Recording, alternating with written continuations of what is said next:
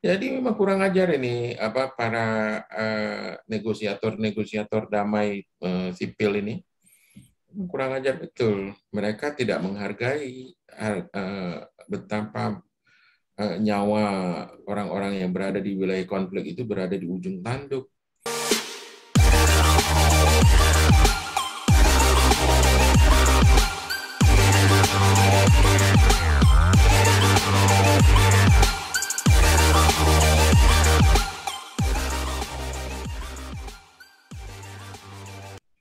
Artinya perdamaian sangat minimalis itu apa? Senjata potong, tapi duit untuk diberikan kepada mereka itu nggak ada. Dana otsusnya sedikit. Kemudian dana otsusnya secara administratif dikuasai oleh penguasa-penguasa sipil yang sebenarnya merasa dirinya sok menjadi manajemen atas semua situasi perdamaian ini, merasa bahwa dia yang bisa mengatur berapa sak semen untuk perusahaan untuk proyek ini dan sebagainya. Begitu hebatnya merasa diri pakai dasi, pakai ini, pakai jas begitu. Dia nggak tahu bahwa situasi pembangunan yang lancar dan nyaman ini bisa terjadi itu karena ada perjanjian damai sebelumnya, ada senjata yang dipotong, ada pengorbanan yang belum dibayarkan oleh pemerintahan sipil ini. Ini kan pemerintahan sipil yang tidak becus ini, tidak capable. Dan capek kan diperingatkan oleh misalnya aparat militer ataupun aparat keamanan ya. Dan ya kita tahu lah bahwa kapabilitas sipil itu kurang ya, kurang karena cara berpikir mereka juga kan cara berpikir sangat anakronistik ya, dalam pengertian bahwa mereka lulusan kampus-kampus yang bagus, tapi tidak pernah memperhitungkan bahwa berapa biaya untuk damai itu tidak pernah diperhitungkan. Kemudian di Aceh itu sementara di Aceh orang sudah memperhitungkan ada istilah uang darah, ada istilah diat, ada istilah yang apa-apa. Yang saya tak yakin itu orang-orang pemerintahan sipil itu di Aceh tidak tahu. Mereka lebih suka melakukan korupsi-korupsi saja. Mereka dengan gampangnya menghapuskan program rumah duafa. Bahkan saking gampangnya dan saking merasa bangganya menghapuskan rumah duafa itu, seakan-akan rumah duafa itu adalah program atau proyek pemerintah yang sifatnya sangat syarat korupsi lah gitu dan sebagainya. Sementara mereka nggak peduli bahwa mereka membuat instalasi IPAL itu di tempat bersejarah Aceh itu udah memberaki tempat bersejarah Aceh. Kemudian juga mereka melakukan korupsi juga di situ di banyak tempat itu. Itu kan bentuk dari kurang ajarnya pemerintahan sipil itu. Itu yang membuat orang-orang yang 10% yang tidak setuju dengan perdamaian ini pada akhirnya merasa sangat kesal. Apa yang harus mereka lakukan ini? Jadi akhirnya ya medang nabude di Jaro ya kan, di Lampuh bimenten kubah budi, nah ada pudu gemuk becut dan sebagainya mentang jut lah. Tertimbak mesti draw dua draw mentang lah, menang kan. Jadi kalau kita menarik lagi Pak, apakah ini ketidakadilan yang diperjuangkan oleh sekelompok yang 10% tadi ini Pak? ya, ketidakadilan. Bayangkan program rumah duafa dihapus. Sebagian besar rumah duafa itu siapa ininya? Kan mereka semua. Jadi kemudian program reintegrasi banyak dihapus, kemudian tidak dilaksanakan. Yang justru dibeli itu adalah kapal-kapal yang kemudian bermasalah. Seharusnya kan Aceh itu sudah memiliki kapal pesiar untuk naik haji. Jangankan untuk menyeberang ke Sabang ataupun ke Pulau Aceh atau ke Pulau Semelu atau ke Pulau Banyak. Ini bot-bot aja yang kecil-kecil semua dibeli dan sebagainya, dan tenggelam lagi di tengah jalan. Ini memang kurang ajar, nggak capable banget ini pemerintahan sipil ini. Seharusnya memang saya setuju sebenarnya kalau ditembak itu adalah yang orang-orang pemerintahan sipil yang korupsi ini ya. Jangan jangan Eh, aparat-aparat yang berusaha mendamaikan. Iya, Pak. Eh, Sekarang kan di pemerintahan sipil ini adalah mantan-mantan, bisa kita bilang lah mantan kombatan yang pernah, yang sekarang jadi legislatif maupun eksekutif, Pak. Apakah orang ini tidak mewakili daripada 10% ini, Pak? Ya, mereka tahu tapi tidak mewakili. Ada beberapa program yang sangat penting yang seharusnya dipertahankan memang, dan itu sangat dipahami oleh Irwandi Yusuf dulu gitu. Irwandi Yusuf itu betul-betul apa namanya, gubernur Aceh. Walaupun sedikit agak nakal, tapi dia paham apa aspirasi orang Aceh. Sementara yang lain-lainnya itu tidak paham apa aspirasi orang Aceh.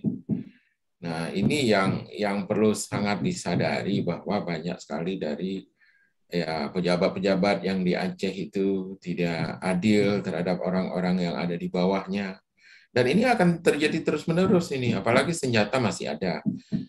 Bisa jadi ada senjata yang baru ya, dalam pengertian senjatanya baru, tapi mentalitasnya kan masih mentalitas lama, yaitu bahwa mereka butuh senjata, mereka perlu senjata karena mereka akan bisa hidup nyaman dan sejahtera di daerah konflik, dan mereka ingin menjadikan Aceh sebagai daerah konflik.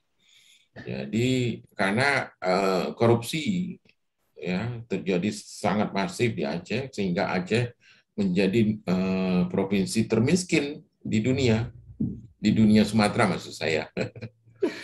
Jadi itu yang kemudian menyebabkan mereka itu menganggap bahwa Aceh ini adalah tempat yang nyaman buat mereka beroperasi.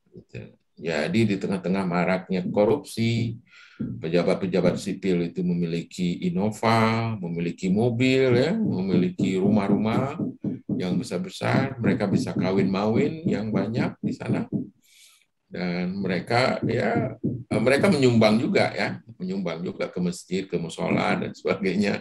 Nah, tapi ya lupa menyumbang untuk yang 10% yang tidak setuju dengan perdamaian ini. Kalau kita melihat, Pak, apakah ini akan terulang kembali kalau pemerintah baik di Aceh lokal maupun di Jakarta tidak memenulikan orang ini?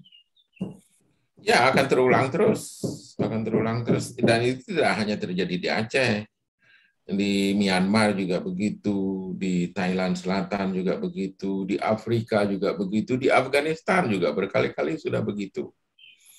Jadi kalau ada perdamaian, kemudian di Poso juga ada perdamaian, perjanjian Tentena ya, perjanjian apa itu udah 2 kali juga. Itu begitu juga. Jadi perjanjian damai, tapi ya bagaimana bentuknya orang masih berpikir, oh ini tunggu dulu nih, kalau senjata ini begitu kami serahkan itu, waduh, itu sama dengan kami menyerahkan nyawa kan. Kecuali ada jaminan dulu, atau setidak-tidaknya kasih duit dulu lah, biar kami punya kesempatan, punya kemampuan, punya modal gitu untuk melarikan diri dari situasi kacau ini gitu. Ini nggak ada. Ya udah nanti kami kasihkan, ya udah ambil 40.000 dulu. Ya mana bisa. 40.000 pusing ya. Jadi ikupi 2 ke KB, ya kan? Jadi memang kurang ajar ini para negosiator damai sipil ini. Kurang ajar betul. Mereka tidak menghargai betapa nyawa orang-orang yang berada di wilayah konflik itu berada di ujung tanduk. Bukan hanya karena mereka berada dalam situasi antara perang ataupun ya situasi perdamaian semula ya.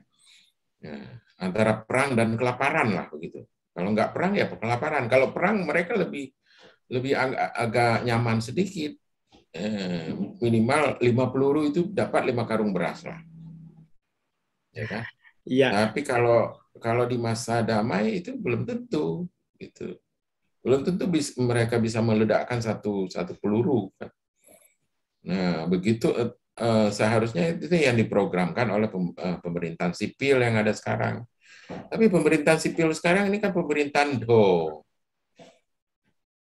pemerintahan apa namanya, yang buntu pikirannya, dan dia nggak pernah berpikir untuk bagaimana memanfaatkan dana otsus untuk kemajuan Aceh. Mereka senang itu sambil makan-makan steak enak di Jakarta, itu mereka menceritakan Aceh ini masih daerah termiskin di dunia, di dunia Sumatera lah. Ambil ketawa-ketawa itu mereka di Jakarta. Ya, begitu dajjalnya itu penguasa-penguasa sipil ini yang kurang ajar ini. Jadi ini yang kita khawatirkan ya sekarang. Kalau ini tuh situasinya terus-menerus, di Afghanistan juga begitu. Dulu masa Ashraf Ghani itu bagaimana korupnya mereka itu. Bahkan Ashraf Ghani melarikan diri dari Afghanistan itu dengan 4 helikopter itu membawa uang dolar yang sangat banyak, luar biasa. Nah, itulah pemerintahan sipil yang tidak tidak capable di dalam manage itu. Dan kalau tidak capable seperti itu, kalau korup, duit tidak turun ke bawah, itu orang akan beralih loyalitasnya kepada pemberontak. Sebenarnya bukan beralih loyalitas, tapi orang berusaha beradaptasi. Ini banyak orang ke arah mana begitu? Oh, banyak orang ke arah yang punya senjata. Ya udah, yang punya senjata. Kemudian negara turun lagi begitu menghadapi situasi yang tidak aman ini, turun lagi dengan dana minimalis lagi. Akhirnya adalah sedikit orang yang mau menjadi cuma, ya kan? Yang kakinya berada di pihak yang lain. Dan ini yang kemudian menciptakan situasi kekerasan yang tidak pernah berakhir.